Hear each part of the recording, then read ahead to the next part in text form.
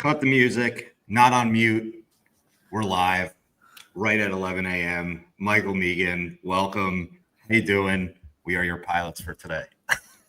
I'm doing good, Paul. I feel like I just don't have as interesting a life as you. I feel like every other week you're podcasting from a discrete location, unbeknownst to only like a select few. That just could be a CIA black site for all everyone knows. And I'm just in the same apartment every time we see the same dumb Monet painting in the background. Like I feel like I just don't have as interesting a life as you do.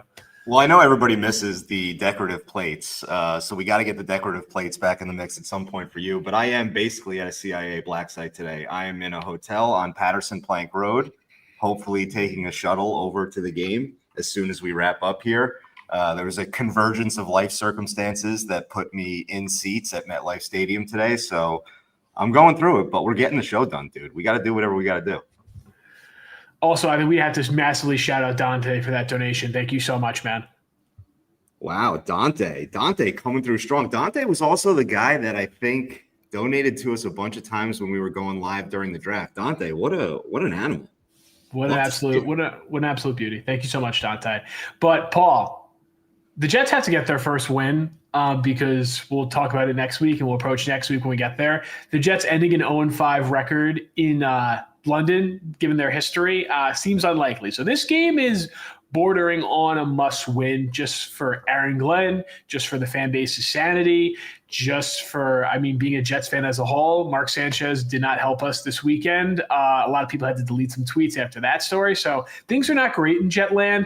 We had the story come out from The Athletic, from Diana and Zach, about what's going on with their president being accused of, sexual harassment in the workplace. So vibes are very low.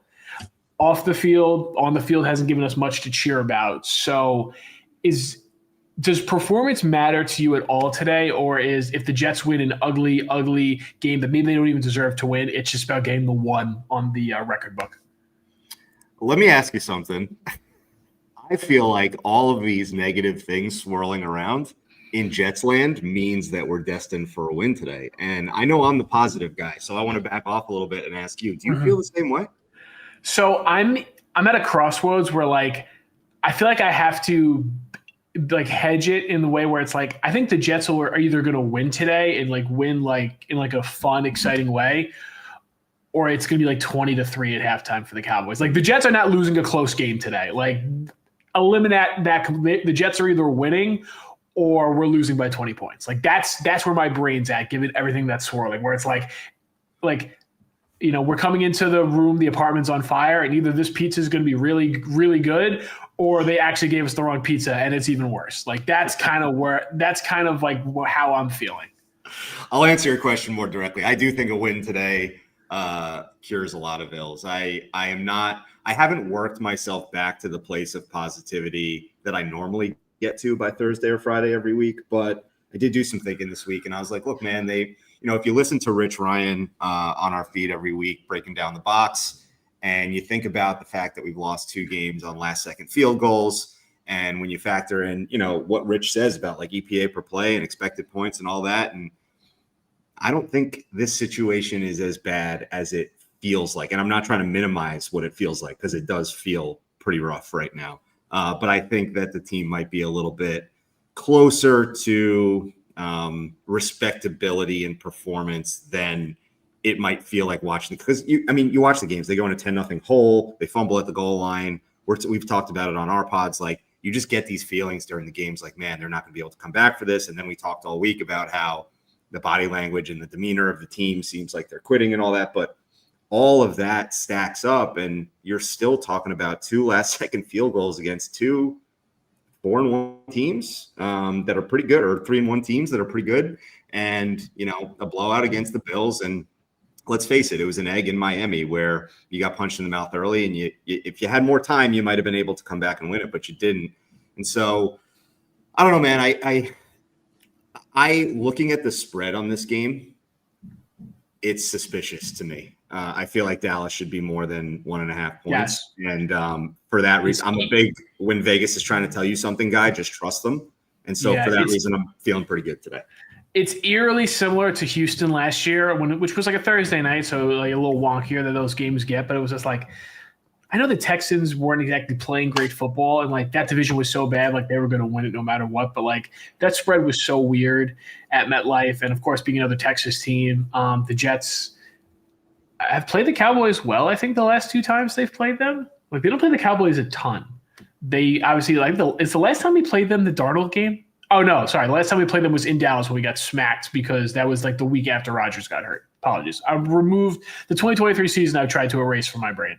And there was a missed long Garrett touchdown in that game too, right? Where he either stepped out of bounds early, streaking up the sideline. Something happened where there was like you're thinking it was like a 1-score game. Garrett scored a touchdown that game. Sauce had a guaranteed pick 6 that he dropped. Yes. Yeah. See, it's all coming back to me. God, this team just absolutely just never fails to just. But yes, they did have the Darnold game. Obviously, maybe one of the best Jets memories of my lifetime is obviously the 9/11 anniversary game when Revis got the pick with Tony Soprano in the crowd. That's one of the obviously my favorite Jet memories that I'll always remember because there have been a lot of good ones since, but that was always one that always comes to mind. But yeah, I mean, the Jets are closer than I guess. What bothers me is that like from a metrics perspective, from a just like how the team's playing on the offensive side of the ball, especially. It's just they're so bad situationally. That's where I struggle with. Where it's just like, yeah, the Jets don't force turnovers. Or the Jets they were close against Tampa. They were close against Pittsburgh, whose combined record is 7-2. Like they're good teams, but also like were they just playing down to their competition because they didn't think they had to get out of second gear to beat this team? Like that's a real fear because Buffalo barely tried and they still killed us. Miami, you let up 2 touchdowns to Darren Waller. You deserved what you got. I still don't think the Steelers are good. I will die on that hill. So, like, Tampa is good, and Tampa was banged up. So, like, and Bowles tried to Bowles that game at the end. Almost Mario Crispo tried doing the same thing last night. And I woke up to those text messages about you because literally I fell asleep because I thought that game was over. Like, sometimes those defensive coaches just put their thumb on their offense and just literally try to lose the game at points. But I don't know. I just don't want to see I don't want to see Schottenheimer just like run it up and just be like this is where we're at. Like the OC we had when the Jets were in the playoffs 14 years ago magically got a head coaching job because Jerry Jones is such a kook, and this is what happens to us. Yeah, I mean, I don't think Schottenheimer's got that dog in him to run it up. I think he will Bowles Mario Cristobal it if he does get up, where he's like he goes into the shell and he starts running Javonte Williams play after play after play, and who knows, maybe that works against the Jets defense, but. I don't know if he has that in him. If it's the same Brian Schottenheimer that we remember.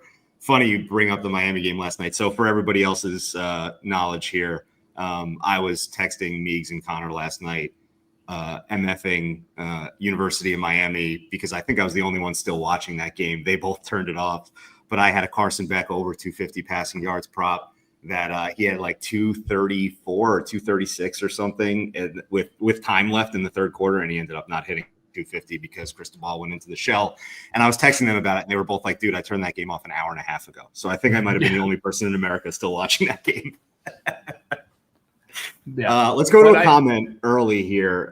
So Mark brought up that Eberflus was the head coach of Fields in Chicago and saying who has the advantage there between Eberflus and Fields. I'll give it to you, but I'll open it up by saying, does anybody respect Matt Eberflus? Like I don't. I mean, he's a terrible head coach, but he was a fine defensive coordinator when he was in Indianapolis, when he was under Reich. Even if he does have an advantage, the Cowboys, personnel I think negates that. So I don't know. Like so much of what the Cowboys have been this year is their secondary has been awful, and sometimes they can stop the run, sometimes they can't. But Jalen Hurts and the Eagles' offense really put on them that first half, and then they adjusted, and they really haven't faced too many like mobile running quarterbacks since then. Like Love isn't super mobile, Caleb, fine athlete but not really a runner.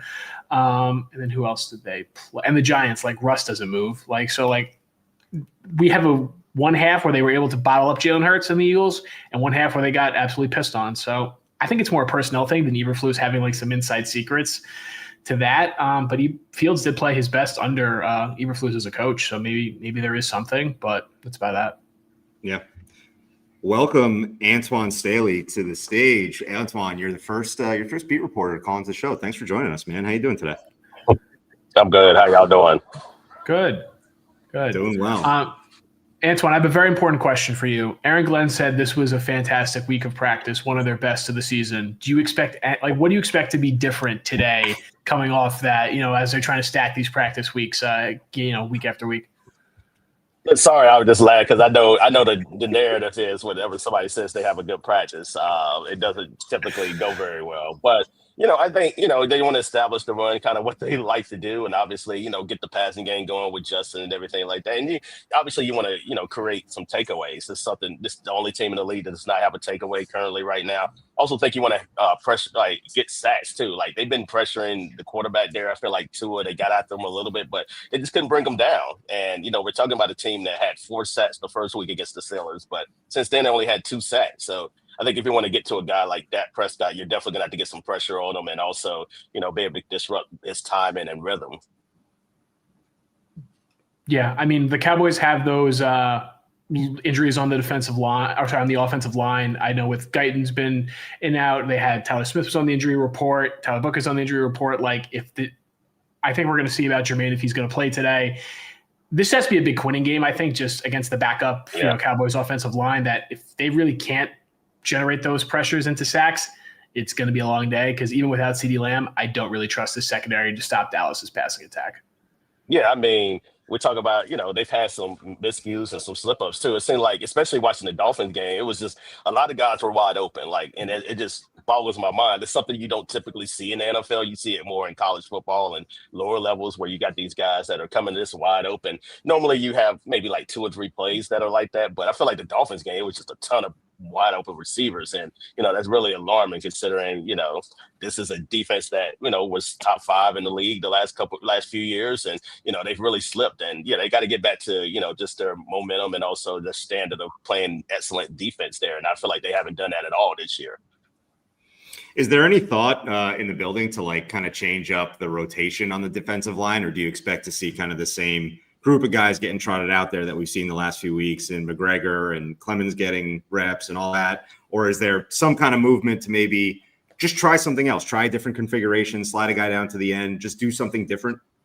I think it's been talk about that, but until I think it's, still early on in the season, where they want to see, just kind of their rotation and see how it's working too. And obviously Jermaine being out, I think that really just puts a detriment to their defensive line too. And it puts more, emphasis on what Will likes to do. And also Quentin Williams, I feel like he's just been getting consistently double teamed, but I also feel like he's been the best player defensively this year, but it may not necessarily show that when you only have 1 sack on the season. But, I think he's been playing really good football. But once Jermaine comes back, I think that might be an option. But until that happens, then, I think we're going to be in this, state where you're going to keep putting out the same defensive line until you don't get completely healthy. Is there any push to maybe see more snaps from Will McDonald and just say, hey, let's see what he can do against the run? Or do you expect to see about a 50% share as usual? I think you might. Yeah, I was a little surprised looking at the snap count last week, where you had Will McDonald Michael Clemens had more snaps than Will McDonald. And that was kind of a little bit surprising too. I know they had all this talk about Will McDonald gaining all this weight in this off season, and how he's bigger and faster, and that necessarily hasn't translated, at least to stopping the run too. But yeah, I think in this game, you need him on the field for 3 downs, and I think you have to do that, especially against a quarterback that's playing at an MVP level like Dak Prescott is right now. Yeah, I mean, Dak's been fantastic this year, even without Lamb. It seems like when he's healthy, the Cowboys' offense is always going to be, one of the better ones in the league.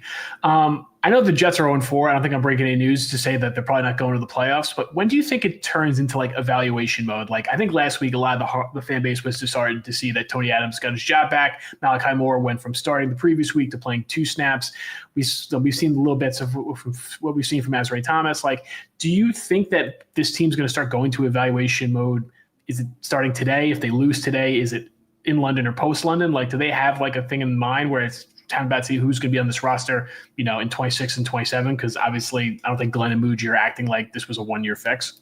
Yeah, I think I don't know if it would happen after today, but I think you look at the bye week, which I think is smack dab in the middle of the season, and let's say they're you're 1-8 or 1-7, whatever the case may be at that point. Then I think you start to look, let's look at these young guys and see who can be a part of our program long term. I mean, that's ultimately, this year was about evaluation anyway. And I've kind of said that, just the Jet fans, throughout the summer. And obviously, how that could possibly go, because it's been 15 years, and yes, we've heard it, 2010 since they made the playoffs. But Glenn needs to get his people in there. This is a lot of these guys are still Robert Saleh guys, and until he gets his program and gets his players, his type of players in there, then we're not going to see the complete product of what Aaron Glenn team looks like. But I think you're going to see after the bye week, and like I say, depending on where they are record wise, I think you could see some evaluations there. You get more Malachi Moore. Like, I would love to see more AZ Thomas too as well. I thought he, in a limited amount of snaps that he played against Tampa, I thought he was really good too as well. And,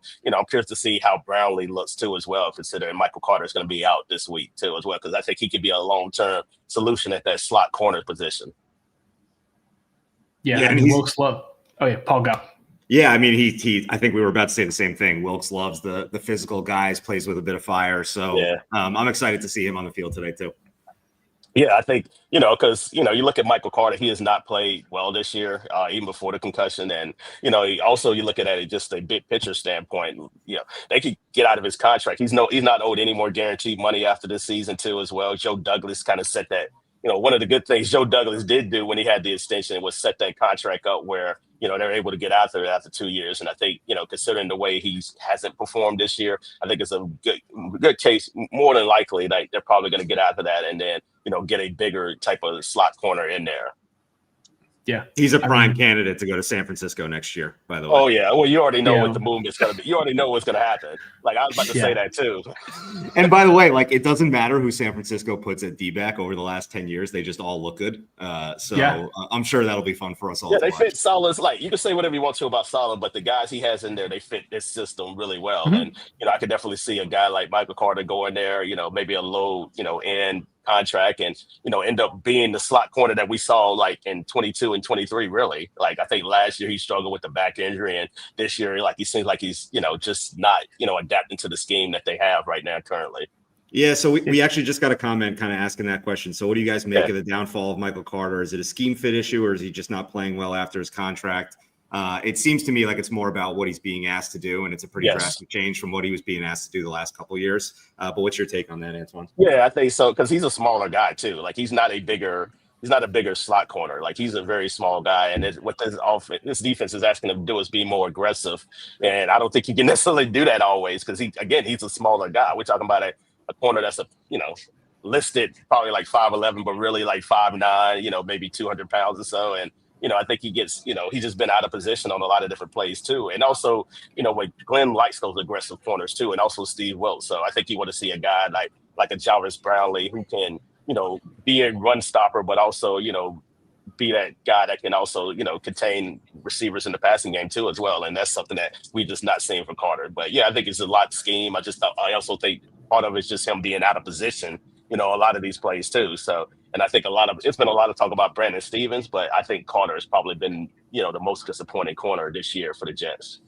Yeah. And I don't necessarily have the answer for this, but like, I guess what I wonder is like, why not try him in another area of the defense where you're struggling, meaning Tony Adams, right? Like, do you think Carter has flexibility to go back to safety, take a player who's put some good tape on the field over the last couple of years and who is kind of known as like a heady, smart player? And you wonder, like, maybe he can slide to the back and contribute at least in a better way than Tony Adams can until Malachi Moore is ready. And so the inflexibility is something that has bothered me a little bit so far with this defense. And I don't really understand it, but I'm also not in the room. So I don't have the whole story. Yeah, I think that's a good point too. I mean, I think, he can't be much worse than what we've seen out there for Tony Adams. So, maybe try and see what he can do there. I think once the bye week comes, I think you're going to see a lot more experimentation, just because you're out of the playoffs at that point. So, and I feel like Aaron Glenn is coming back next year, despite what some of the fans tell me. So I think that, they're going to definitely, get these young guys in there. And like you say, you want to see what you do. This is a evaluation year. It's a evaluation on Justin Fields. It's a evaluation on, the players that you already have. And it's also a evaluation on the young guys that you do have to see if they're going to be a part of this program long term. And, I think, starting with the Browns game coming out the bye, I think that's going to be a key opportunity to see what these guys can do, because Cleveland's also a young team that's looking to, see what they have long term too as well. And I'm curious to see who their quarterback might be for that matchup in a month from now. Yeah, I mean, I think with the Jets, I think we've accepted that they just won't fall on the fumble. The franchise is cursed; it's never going to happen. But I think Glenn preached about it, and the way Glenn's corners played in New Orleans and Detroit, they were just better at taking the ball away and catching it. Do you think that's just a fundamental thing that's just going to take time, or like these guys were trained in a certain way under Saleh that. I don't think it's that Sauce can't catch, or I don't think that Steve can't. I don't know if it's that. I just feel like they just are never in positions, and I don't know if it's because they're just inherently too risk averse, where they want to just be there to not let up the big play, and sometimes you have to roll the dice in that way. Do we think we're going to see some benefits of that, or some deliverables of that later in the season as we've had no turnovers through 4 weeks?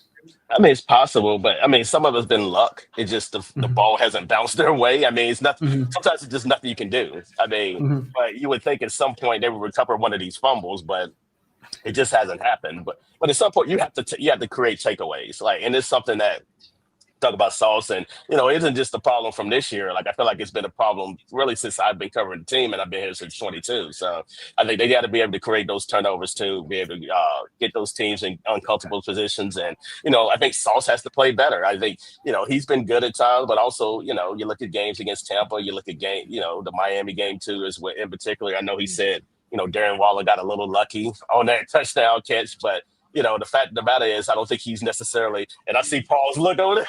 I kind of feel like I did too. But at the end of the day, he's not playing at the standard that I think we all accustomed to, we saw in the first 2 years of his career. And I think it's more of a carryover to what we saw last year. But if you're getting paid that much money, especially, amount of, the extension that he got, you better be playing at an all-pro level. And I don't think he necessarily is right now. You know what the face is about, Antoine? Even if that's true, and look, I'm not going to sit here and say that I know more than him or anything about football, but even if that's true, you don't say that out loud. No one wants to hear that. Nobody wants to hear that, man. Yeah, it seemed like after the fact, it's just you're a little salty, let it happen or whatever. So, yeah, I agree with you. He could have just not said anything on there. You could have said Darren Waller made a great play, whatever the case may be, and just left it at that. He didn't have to, I thought about tweeting it out, but, as y'all probably know, a lot of Dolphin fans follow me from when I covered the team. So I didn't want to necessarily go down that rabbit hole because I knew exactly what was going to happen. Oh, I know. That's why I was like, you know what? I'm going to save you on this one because I really did have the whole Dolphins army come after you, seriously. Yeah. All right, Antoine, I think our final question is going to be for you today is that how do the Jets get that, get the zero off the board and get their first win today? What has to happen today for them to beat this Dallas team, which has a good offense but has been pretty inconsistent throughout the season?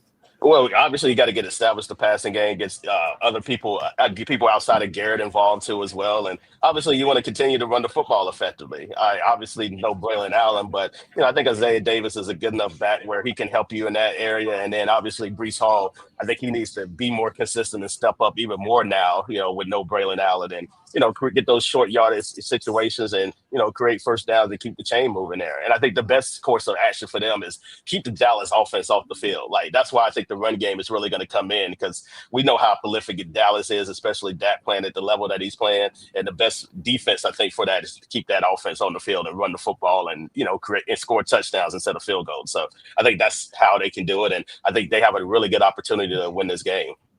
Quick follow-up to that. Do you expect Khalil Herbert to be on the field at all today? Or is that going to take a few weeks before we see him to be a part of anything?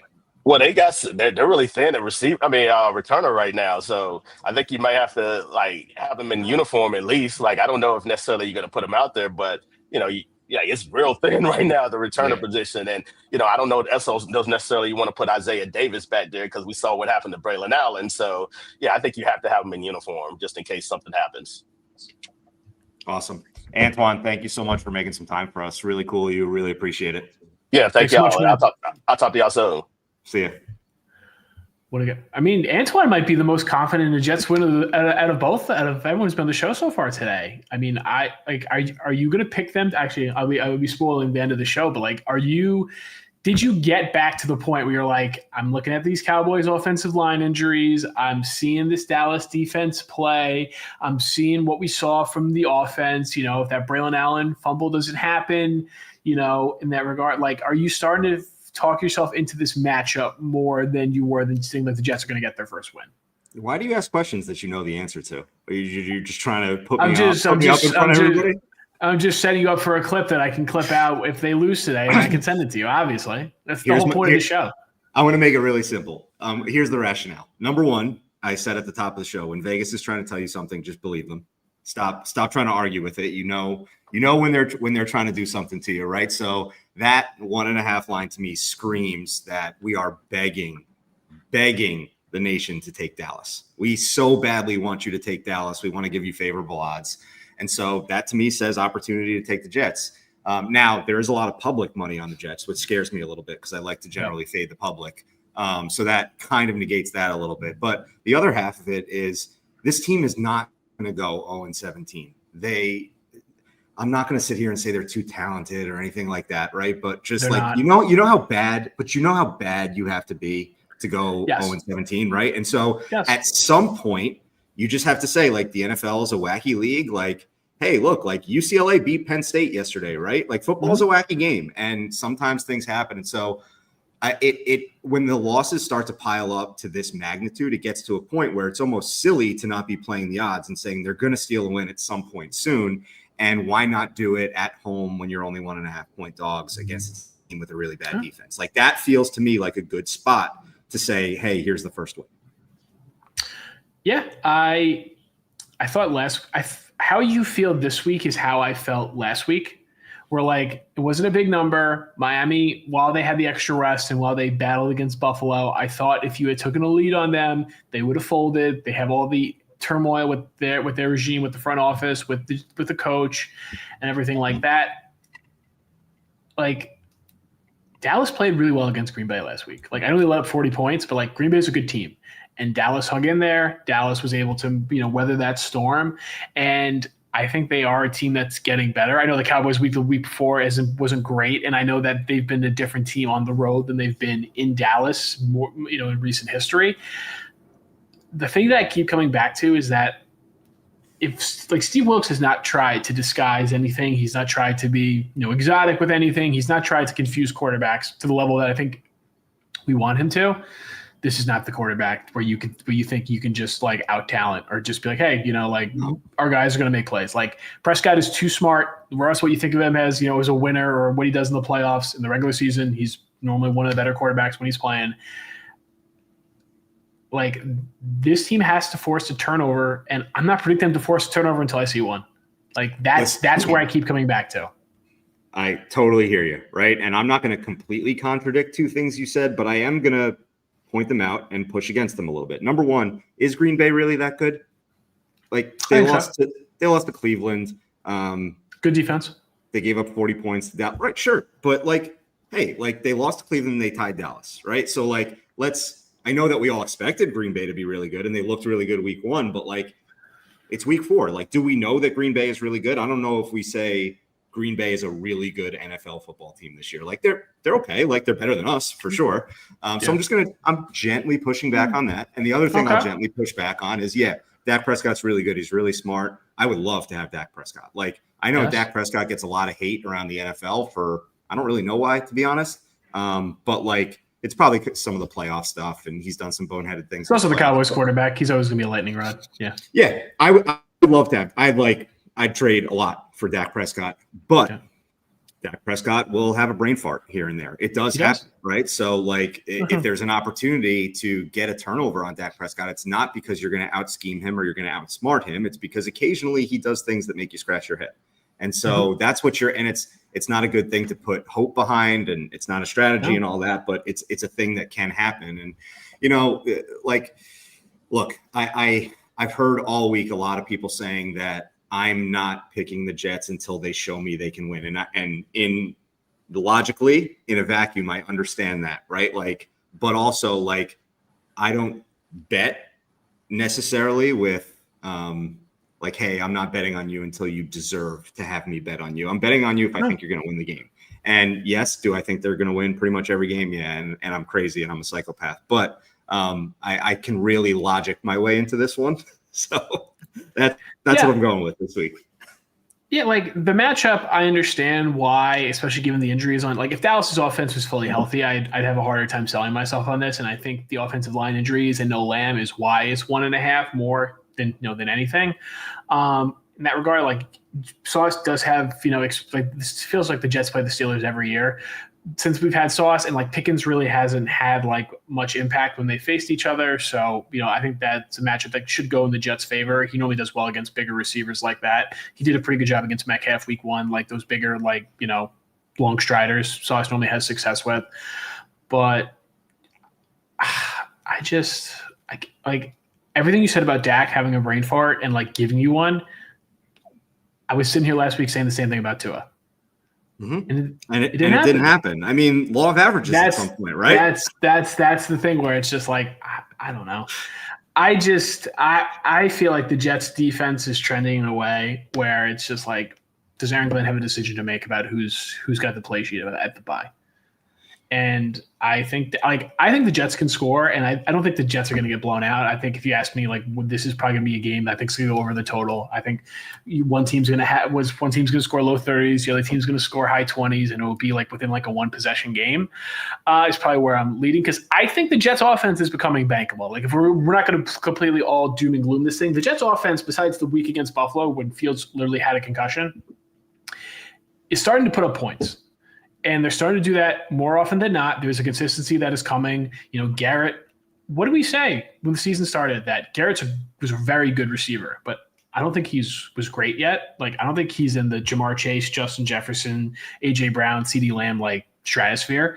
And a big reason for that is he was not as good a red zone player as we want him to be. Look how many touchdowns Garrett has so far this year. Garrett has taken a leap as a player that I don't think it gets talked about enough because the Jets have so many things wrong with it. And it's hard to, point out the slim positives when you have a ton of negatives. But he's becoming a guy that doesn't matter who you're playing, doesn't matter who his quarterback is, he's going to get his. And I think the Jets offense is becoming a more bankable in that way. I think Fields is starting to put together. He's always going to have his warts. I don't think he's ever going to become the player that he was built to be in college. And the Baker Mayfield comparison, I personally don't believe is going to come true. But he's a guy that you can score with. So, yeah, I mean, I have been guilty before you get to this comment, I've been guilty over the years of criticizing Garrett Wilson. And that's always, it's like a lightning rod thing to do because people are always like, there's so many other problems here. Why would you focus on that? But there have been moments over the last 3 years where, it's what we heard about what he was and what he was going to be sometimes wasn't matching up with what we were seeing with our eyes, whether it be a drop or bad ball security or whatever else, right? Peeling off a route. But over the last couple of weeks, especially in the second half of the Dolphins game last week, I was like, oh my God, like this dude he is like come into his adult body. Like he's ready to go. Like, I think with good quarterback play, I think maybe you do start to think of him in that top tier of receivers. And if you do, right, then the contract is an insane bargain at that point because you have him locked up for a period of time that is below what that market demands. And so I'm like, all hats off to Garrett Wilson. Like, find a way to get him the ball earlier in the game because I'm tired of waiting until you're down by 10 points or down by 14 points to try to start force feeding him. So, like, get him involved in the game plan early because I think he is that and he's becoming that. Yeah, I mean, we've always talked about Fields. He's such a rhythm player that if you can get him in a rhythm early in the game, he starts to hit a couple throws, the offense starts to move, and then things, that's what didn't happen against Buffalo, and then they spiraled. We got a comment from KGH. Thank you so much for supporting. It says, is there any chance we see Arian Smith worked into the offense today at all? Some trick plays, maybe even returning kicks, just something. I'll leave the optimism for Arian Smith to you. So I'm going to point this question more at you because people know my thoughts about the Arian Smith draft pick and that regard, just what I think he is. I think personally that most defenses treat him like a gadget player. And if they see him getting the ball, it's going to be in a gadget way. So that's where I think why his touches, his reverses have been, because like when Arian Smith's on the field, he's kind of like a tell that I think defenses pick up on. And I think Arian Smith has to show he can win as a receiver before he can be respected as a gadget player, if that makes any sense to you. 100%. My gut reaction when I saw this comment was I would rather see him do anything but some trick plays. Like, I want to see him involved in normal offensive action because he hasn't earned the right to get the trick plays yet. Because, like, again, you see 82 on the field, you're like, oh, the reverse is coming. You know what I mean? So, like, just stop doing that for now. Maybe at some point in the future he can be that, but I want to shallow cross. Like get 8 exactly. yards. That's what we're talking about here. Like teams aren't going to respect you as a receiver. They're not going to dedicate a lot of attention to you. Use that to your advantage. Start building that up. Can Aaron Smith have 3 catches for 31 yards today? It'd be a great step in the right direction. Huge win if it's 3 for 30, right? And like you said, put him in a trips bunch on the left, have him drag over the middle, and just suit it to him underneath. And hey, he's fast enough that if he can make the first guy miss and get into open space, then you're dealing with something here. So I think definitely I like the point, KJH, of trying to manufacture some touches for him. I just don't want them to be trick plays. I want it to be normal offensive action that fits into the plan. Because once Aaron Smith starts to hopefully become a warm body, an NFL receiver, a guy who can make a play, can start on an NFL offense, then the tendency breaker can be the trick play when you can use his skill set to the best of his abilities. Yeah, absolutely. Mark Torres is absolutely crushing the comment section today. He had a question. I'm trying to scroll back to it here about Will getting washed out in the run game, and that's why he's getting 50% of snaps. And do you see him being able to get home today? I mean, look, Dallas has 4 offensive linemen missing. I think, yes, the plays that he is on the field for in the run game, he is getting washed out a little bit, but I'd like to see him get more opportunities and with a bigger sample size, see what it looks like. If he's on the field for 98% of the snaps and you narrow it down to, hey, there were 30 rush plays today and on 29 of them, he was complete non-factor, then okay. Then like the 50% snap rate is justified. But if you give him more of a sample size and he shows that he can start to adjust to it, get more of a feel for it, like that's something I'd be interested in seeing longer term. In terms of in the pass game, I think he will get home today. Again, 4 backup offensive linemen. Max and Dan made a great point on our film review this week, Flight School, which airs bi-weekly, that maybe you just put Will on the edge in the run game and say, hey, don't worry about kind of like reading the play here. What we want you to do is we want you to get past the end and set the edge. And if they cut it inside of you, fine. And we'll have somebody there to back you up. But don't worry about trying to read it and slide down if it's, a counter to the middle or something. Like just get outside of it and get to the edge. And you're going to get beat a couple times like that, but you might find yourself in good position to make a play a few times as well.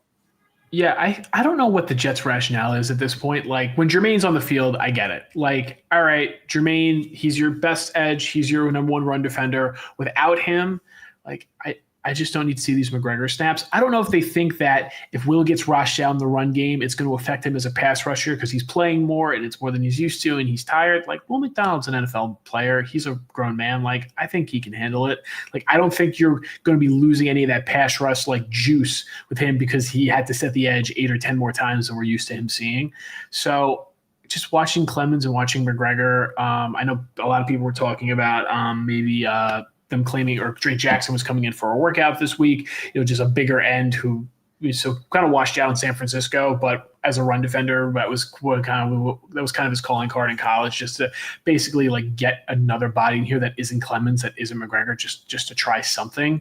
If they won't do it with Will, but if your question about how much Will snaps, it's going to be game script dependent. If you were able to punch in that opening touchdown drive against Miami, and you were able to take a lead the same way that you took a lead against Pittsburgh, Will McDonald's going to play more. Will McDonald's, you're going to keep Dallas in more, second and longs, third and long, like obvious pass rush situations. When you have a lead, that's when McDonald's snap count's going to go up. If you get a lead and you're able to maintain it for, that's when you're going to see it. If the Jets go down 10-0, it completely flips the game script in that regard. And that's what leads to these snap count numbers that no Jets fan likes seeing for a guy who's after Quinnen and maybe Sauce, but the 3rd best player on their defense, probably the 10 best players on the team. Yeah, absolutely. We got another question from Mark. What's your quarter of the year grade on Wilkes? Before we get to that, because that's a very funny question that we could probably talk about for a while. We do have the inactives for today. It's Jermaine Johnson. It's Michael Carter. It's Kenny Nwangwu. It's Essa Pillay again. Stone Smart and Jelani Woods, both inactive again, which continues to mystify me. I really don't understand it. And Leonard Taylor is inactive as well. So, Meegs, what's your quarter of the year grade on Steve Wilkes? Quarter on the yield grade on Steve Wilkes. Are we doing like real grades? Can we give him like an F minus? Like he's a D. Like let's just be honest. Like it's probably shame on us in that regard for thinking more about like that they hired a former head coach and the Jets staff needed that, and then just not really paying attention to his work as a coordinator since he's been a head coach, like, in Arizona, and just how it's gone.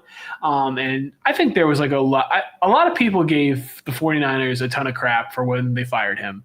I'm not breaking any news here. Steve Wilkes is a minority head coach. A lot of people, that's when people get very sensitive in that regard for good reason, because the NFL does not hire enough of them. When they see one have success and then get ousted like that, in that regard, I think that was a huge turning point and a lot of things that soured on, especially when the Niners defense last year was bad. The guy they hired was not good. And I think it was seen more of a Steve Wilkes vindication where the 49ers made the right decision to move on, but they also just didn't hire the right guy. Like, both those things can be true. It doesn't have to be like Kyle Shanahan was an idiot for letting Steve Wilkes go, or Kyle Shanahan was a genius. Look who he hired to replace him. Like, sometimes you can still make the right decision, but then follow up with a bad one. I don't think he's going to be the DC next year. Like, I feel like I've been poking you that it's going to be a one and done thing for Aaron Glenn. And like, deep down, do I really feel that way? No. It's more just like scuttlebutt, and it's just fun. But someone's going to have to pay for this season if the Jets win 4 games, which they're currently trending to do so, and it's not going to be Tanner Engstrand. So I kind of think the writing's on the wall.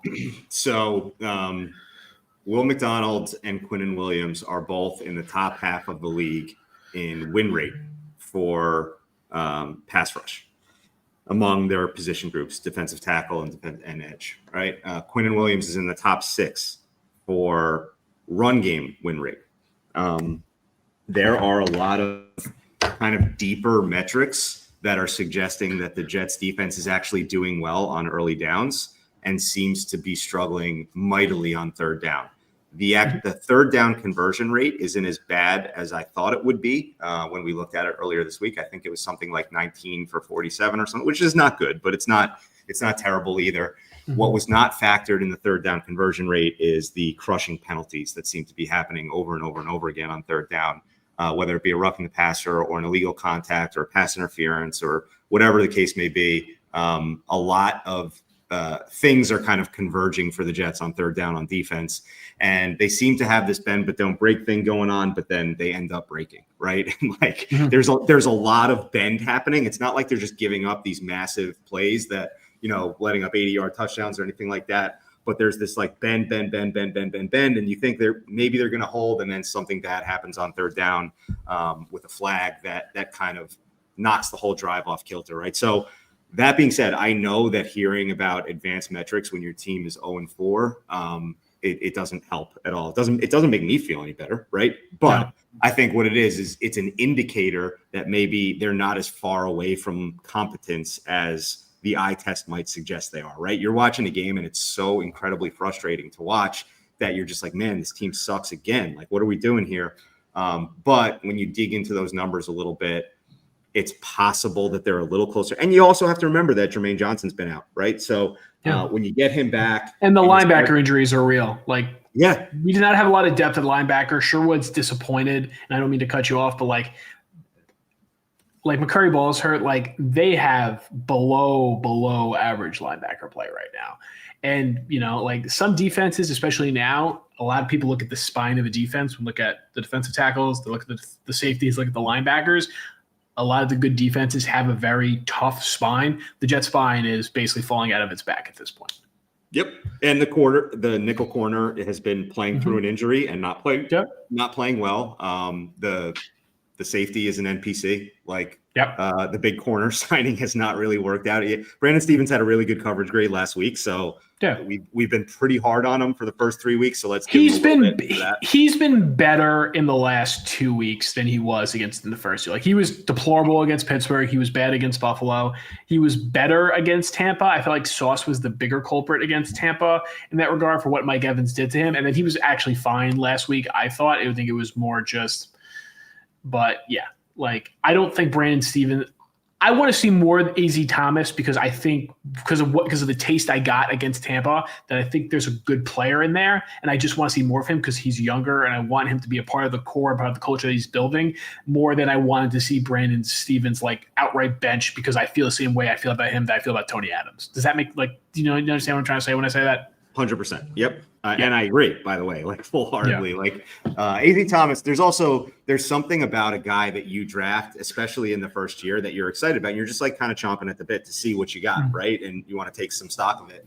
And there's really no emotional connection from the fans to Brandon Stevens at all. It's a free agent signing, right? It's a mercenary that's here for a couple of years, and nobody's really tied to that, right? Whereas AZ Thomas feels like our guy, and you want to see some of that on the field. Starting to get a couple comments about Jelani Woods and Stone Smart. Meisterwerder says, I guess the Jelani Woods signing wasn't as good as we all thought. KJH says Woods and Smart are inactive. Can we try these guys out? I'm wondering the same thing, man. Look, Jelani Woods was a cut waiver claim, right? So like that is at best a dice roll that you're trying to, without all the benefits of kind of examining the move all the way before you get him in. You're saying, hey, we're going to put a claim on this guy, and then we're going to kind of see what we got and take stock. The fact that he's been inactive for the first 5 games of the season now is a little like, it means one of two things. One, he was not healthy from his spate of injuries the last couple of years, and they're trying to get him up to speed in the offense and trying to get him caught up, and maybe we'll see him at some point later in the year. Or they got him in the building and they were like, oh, okay, we get why Indianapolis moved on from this. Like there's nothing here, right? But I would think at that point, if that was the case, you would just cut bait and say we don't need to waste a practice squad roster spot on this player if he's not going to ever get on the field for us because – it was a claim, right? So which of those two situations do you think it is? What do you make of Woods and Smart being inactive every week? I mean, we saw Stone Smart play real plays for LA last year. Like he was on the field. Yeah. Like, why can't he not get on the field here? I don't get it at all. I think my biggest, and this ties back to the two of them, play Josh Reynolds or play Allen Lazard. Do not play both of them. Both of them can block in the run game. They know the scheme. They're veterans. Whatever. They are zeros as pass catchers, literal zeros. So if you want to have one designated glorified tight end as your receiver who's blocking because you're a run first team, that's fine. You don't need 2 of them.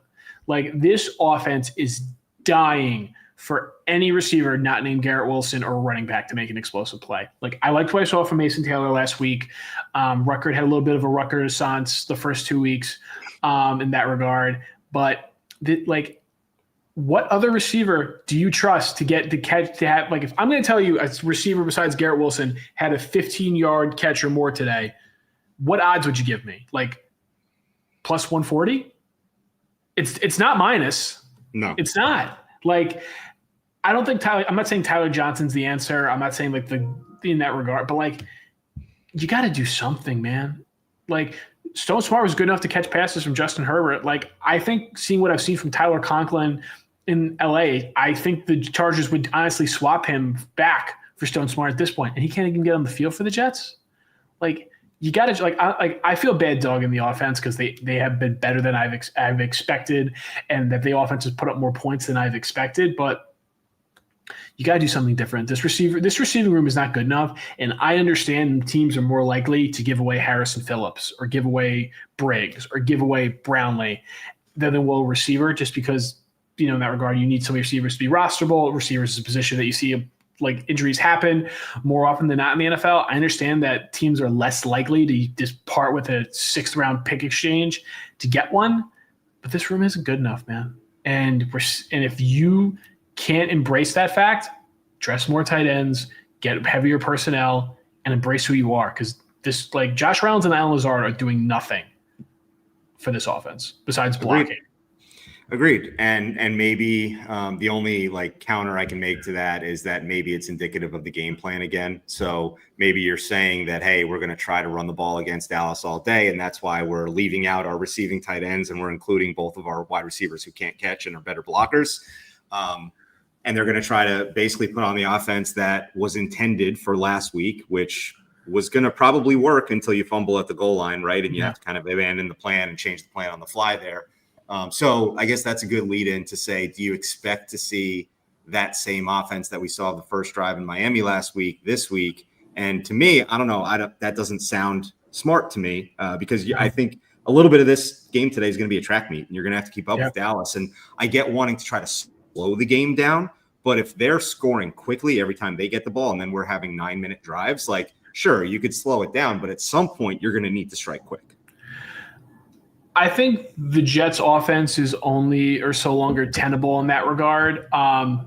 Being a rush up first, because like as more teams get tape on you, you have to show some counters, you have to show some variations, you have to, show that you can be multiple in some ways, that like what worked last week doesn't always work this week. So if you think you can just copy and paste your game plan from the original drive against Miami and just think it'll work against Dallas because we don't think their defense is very good, as bad as I think Dallas' defense is, I don't think they're that stupid. So I think you do have to show some more variation. But Antoine's point about keeping the ball and trying to double up time possession on Dallas so you keep them off the field is correct. It's more, but you have to start fast to be able to do that. You can't do that when you're down 10-3. Exactly. All right, we have a caller, Nick. Thanks for calling in. Welcome. Looks like are you at the stadium? No. Just got out of the gym. Had to work off some of my aggression before they probably ultimately let me down today. First time calling in. Just wanted to say you guys are a lifesaver. Some of the content creators, it's been a bit of a roller coaster for like emotions. You guys kind of keep it even, so I don't get too high, too low. 36 years old, can't let a bunch of 23-year-olds ruin my week anymore. Smart man. But they somehow seem to do. But I think a couple of things I wanted to bring up. This Kane and Nanu, like they got rid of Edwards to keep him on the roster, and he played like a half, and now we're in desperate need of kind of like a more of a thumper, because as much as we would all love to see Breece Hall get 20 to 25 carries today, he seems to be tapping himself out a lot. I don't know if you guys have like noticed that. He seems to be a little self-preservation mode. I don't know if anyone else is picking up on that. Yeah, you wonder if there's like a little bit of like prep for what's next there. Like, yeah, prep for does he think he's getting traded? Does he want to be fresher for his team that he could have a new one by the end of October? Like the way how the deadline's looking. So I don't know if he like wants that. I just think I think he's a little soft, guys. Like a smidge soft. Like, coming off at the end there when he came back from the torn ACL, everyone was still kind of like top 5 guy. Like, I think he's closer to like 15 to 20 at this point, if I'm being honest. Mm-hmm. Like, it's not unfair. I mean, based on what you see with your eyes, like, how can you say that he's a top 5 running back? He's never had 1,000 yards. And Joe was always bringing up, like, never getting in the end zone, never beating that last guy. Like, if you want to be the guy, you got to be the guy, if that makes any sense. Yeah. No. And I haven't seen it. Is Jermaine going or no? No, he's inactive. Like, you might as well put him on the IR at this point. What are we doing? Like, you're not wrong, man. By the way, same with Wongwu. Like, why, if he was going to be out for 5 weeks, and I guess the logical answer there is that you didn't think either player was going to be out for 4 weeks, because if you did and you knew that, they would have gone to IR. Right. But then that begs another question, right? So why are these injuries lasting longer? And we're getting back to stuff that we talked about years ago of like, why can't the Jets seem to figure out a medical situation at any point? Right. And is it? I haven't been able to see it. Is it the same Is it the same leg as his Achilles? Because no, it's the other one. Well, I saw tweaked calf, and unfortunately, I'm in upstate New York, so I'm a Syracuse fan. Tweaked calf is automatically an Achilles situation. Yeah. Like I just saw that with Angeli. Like, just shut him down. If he's part of the long-term plans, put him on the IR. Shut him down. Don't do this. And he's another one. He's all over social media doing podcasts, gaming, and I'm like, are you about that life or not, man? We need guys who are about that life. And I said it earlier in the week. This team has more talent, but they don't have a lot of winners. Like, that culture Sal had just was like, it's horrific. And like, I'm telling you, I'm drawing the line in the sand. Like, Garrett he's my last straw. If anything, if they ever move off of him, specifically after his interviews this week about like, no, man, look, especially when like the beat gets the okay to just question him on his decisions to sign here, which is weird. Mm-hmm.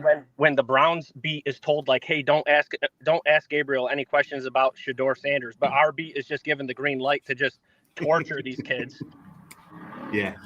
Yeah, the Jets PR department cares about a lot of things that shouldn't really matter, but this is the one they're just like, yeah, go nuts. Like, yeah, why'd you basically position the question like, hey, idiot, why'd you sign that contract for this dumb team? Yeah, like if I'm Woody Johnson, you're all of your credentials are revoked. Get out. Yeah, I mean, I love this energy. There's a weird like hunger by like the customers of the beat, right, to like feed this like negative anger machine. And it's strange, dude. Like you wonder, because at the end of the day, you said it right. They're kids, right, and they're asking questions of these kids that put them in really, really difficult spots. And when you step back and look at it from a human perspective, you're like, geez, man, like this is weird. Well, it's just in what way is this helping? Like I thought we were also like you work for the Jets theoretically. We're all supposed to be on the same page. Your job is easier when they're winning.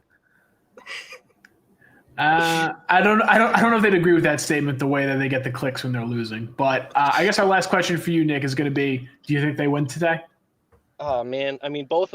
I have a father-in-law and a stepfather-in-law, and they're both diehard Cowboys fans. So I'm hoping for my mental ability that they do pull it out, like Darnold deep to Robbie Anderson back in the day. But more than a win or loss, just can I see, like, I would love even more than a win. Like, give me a sauce interception, give me like a 150-yard game from Garrett, and like let me see Brees like actually like demand, like, no, wave Davis off.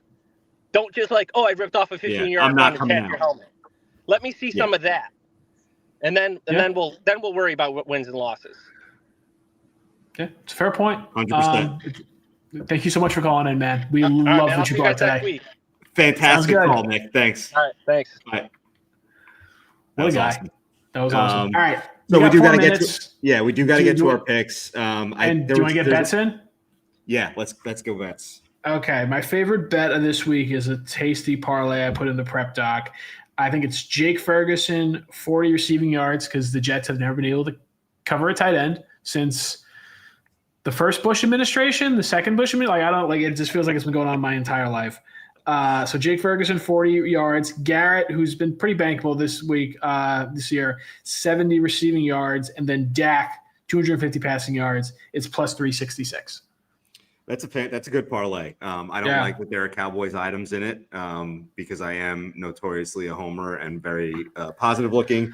I'm going to give you one that's a little bit outside my normal scope here. Like, I like to shoot for parlays that are between plus 200 and plus 400 because parlays are how sportsbooks make all their money. And I get that. And so I hate just setting money on fire. But I put together Jets money line, Mason Taylor over 3.5 receptions, Garrett Wilson over 5.5 receptions, and Brees 100 all-purpose yards, rushing and receiving. Those four things together, which, by the way, you kind of need those three things to happen if the Jets are going to win. Yep. So if you parlay those things together, it is plus 1158 on FanDuel. I actually bet it. I will put the slip on. I'll show people that I actually did bet this one. If you want to be a little bit more conservative, Jets and the over together is plus 255. Yeah, that's a good one. Fields, I think over 80 rushing yards, if they just completely go hog wild today, which he's known to do, is plus 350, and 100 rushing yards is plus 750. If you think that the Jets, if he's got another big play in him and they're going to need his scrambles without, like, if you think the Jets replace Braylon by using him more, that could be a tasty thing to keep your eyes on if you want to put a little bit of a flyer on those, because if you ladder bet those, I think going base from 50 yards and above, like we talked about last week, I think you could probably get your money back, if not more. Awesome. Love it. Meegs, I'm going to put you on the spot here. I feel like you might surprise us. What's your pick? They're the 31-23 Cowboys. They're not winning this game. Oh, right on brand. I love it. Let me think. What do I want for score? I am going to say lower scoring than we think.